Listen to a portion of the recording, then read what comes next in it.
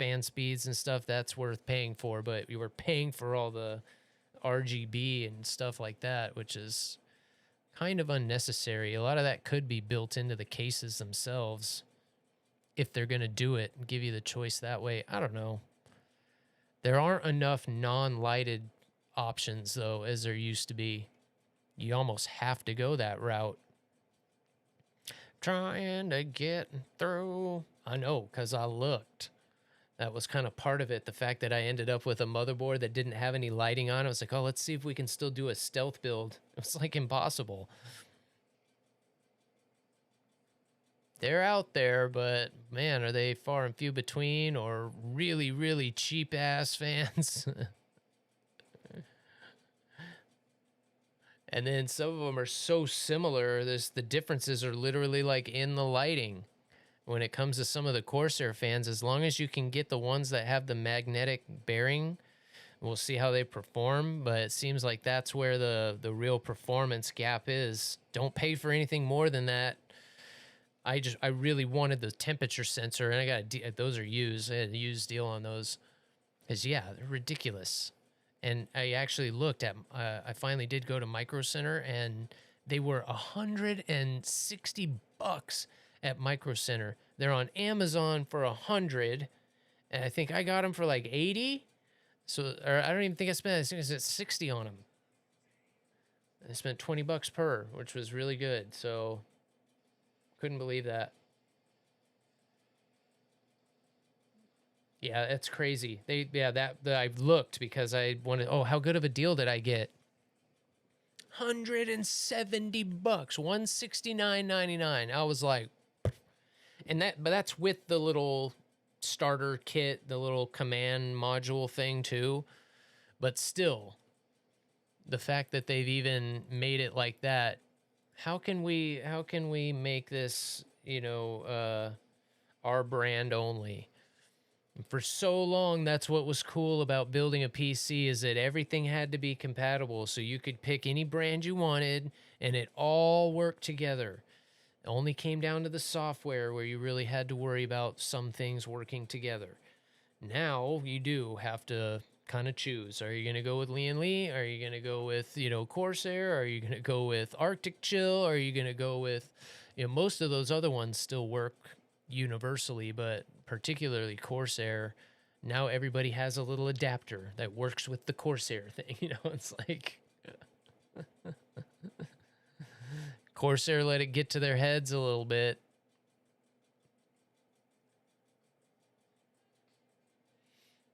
Yeah, exactly. Included in the case, no need for the proprietary. Exactly. A lot of cases come with those management things now, and Corsair has effectively not made them obsolete, but made it difficult to now work with that. Now you have to, that's one of the things I had to do. I was going to I needed a USB splitter because the board has two, which most boards only have two, USB 2.0 that is. And so because the Corsair was taking one and my AIO was taking one, I wanted at least one more for, where'd I put it? Well, anyway, it just has 4 more ports. I wanted the expandability, the ports.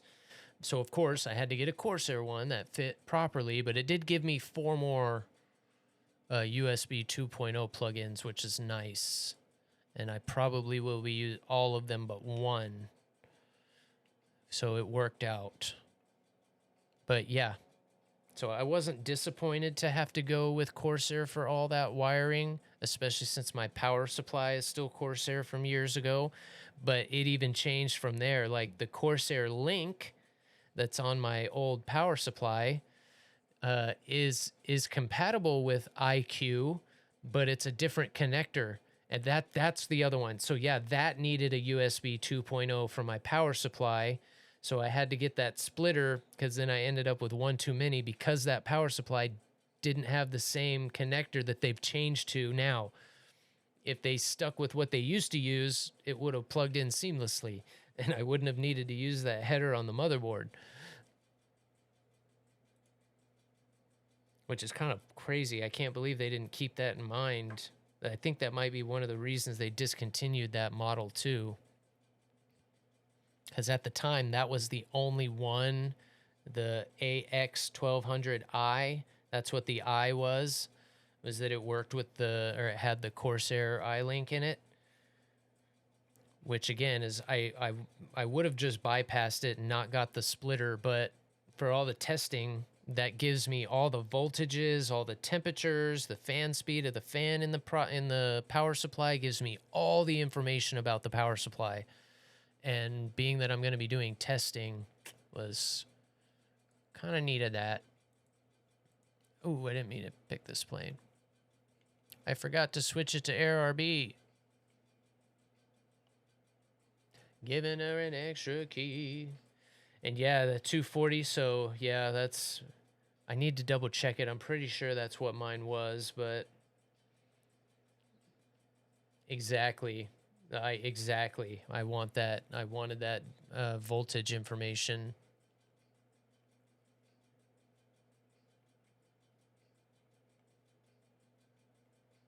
And I honestly like the way the iLink used to be. I really am not a huge fan of iQ. It's nice, and it's essentially the same thing. But what was cool about... so being that I had a Corsair case, it had like a list of cases that you could choose from. And it would literally like give you the layout of that case, and then you could put all the sensors around the case right where they actually were in your actual case. That was cool.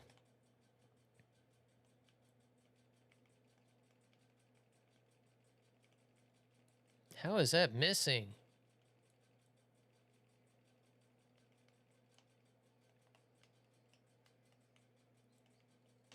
Oh, gotcha. Sucker. Can't believe that worked.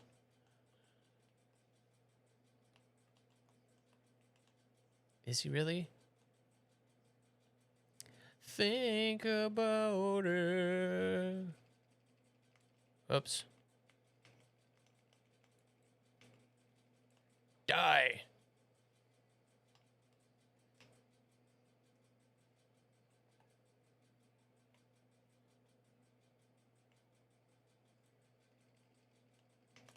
No, no, no, no. Pulled out the wrong way. Oh, we just got an assist for that other guy? Well, that figures.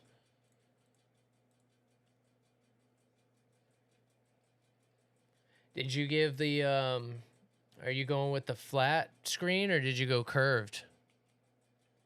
Some reason I got the Asus card. Asus has monitors for the high power built into the card, so between the PSU, yeah, exactly. It should. You should be good. Yeah, especially if you end up pairing it with an Asus board. Usually you get some extra monitoring features, but I think that's kind of false propaganda nowadays, because I think every single, no matter what software you go with, I'm pretty sure it gives you everything no matter what, whether you're using MSI or Asus or ASRock or whatever you might be going with. I think they're all the... Like, I think that used to be true, and they still say that, but I don't think that's true.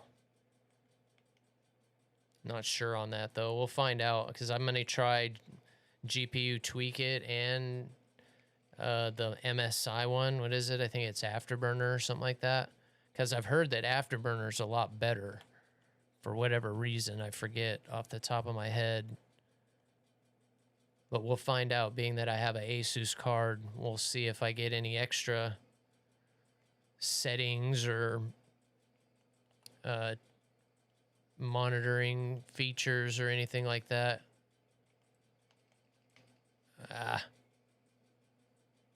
Do you love me?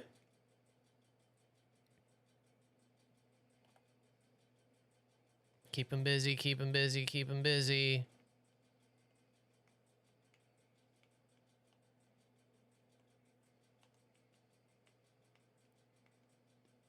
Bad idea. How is that? He bursts into flames. How is that just a hit? That's the second time that's happened. Got him. Ah.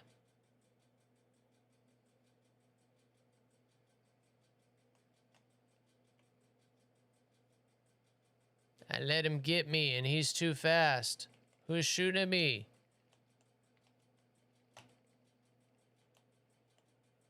Get off me. That hurt. That hurt bad, man. And I woke up.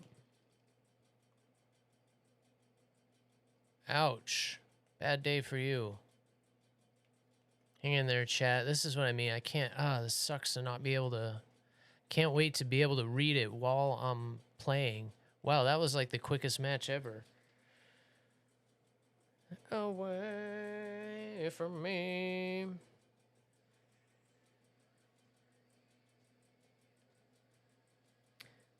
Flat, not a fan of the curved widescreen stuff. Yeah, it's going to be interesting getting, like, using this particular TV for my main monitor because it's 55 inches and it's so big. But it's, and yeah, the game on too, I'm hoping it'll work out. Eventually I would like to do a curved one though. I want to try one with all the sim I plan on doing. Turpy's got a curved monitor, but like when I bought this TV, it was a decision I mulled over for a couple of days. God, do I go with the curved version or do I go with the rig? Because curved was all the rage at the time.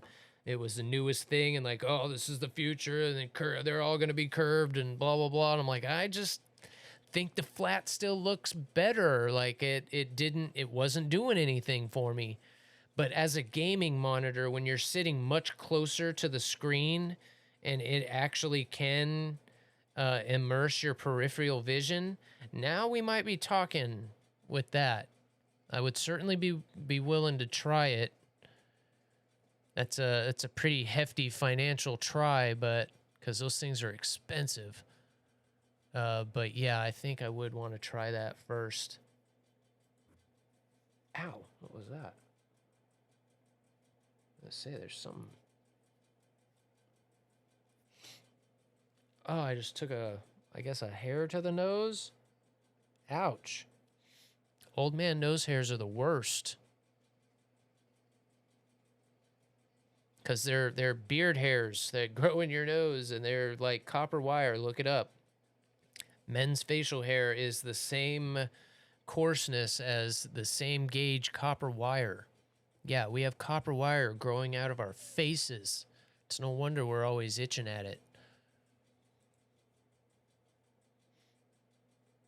A tank? Well, I don't want ground realistic, you sniz. I don't want to know you. Oh, I bet. Oh, yeah, for work, I bet it is because you can really take advantage of splitting up the screen. I've never been able to make that work for me on like a regular sized monitor. I've always tried to do like multiple window work, and for whatever reason, I just do better just alt tabbing. Or I need at least a second screen to do that. I can never make it work on the same screen, but I was thinking the same thing that, oh, maybe doing like editing or at least doing clips and photos and stuff would definitely be better on a curved monitor like that, at least in some of the demos I saw. Turpy seems to really like his.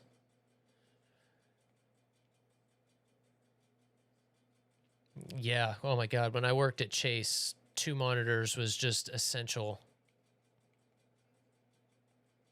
And so having either that or something, you know, ultra wide like that, I'm sure is just, probably can't even quantify how much time that saves.